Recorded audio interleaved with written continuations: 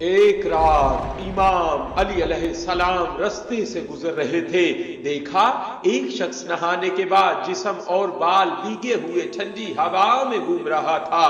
بس امام علی علیہ السلام قریب گئے اور فرمانے لگے، اے بندائے خدا، رات کو نہانا انسان کے جسم سے بیماریوں کو دور کرتا ہے، لیکن نہانے کے بعد جسم اور بالوں کو صحیح طرح سے خشک کیا کرو۔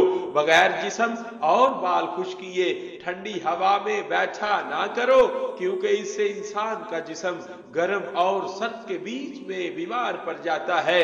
یاد رکھنا، انسان کا پانی سے غسل کرنا، اپنے آپ کو صاف کرنا اور پھر پانی کو اپنے بالوں اور جسم سے خشک کرنا ایسے ہے جیسے کوئی انسان اپنے سارے گناہ اپنے جسم سے صاف کر لے۔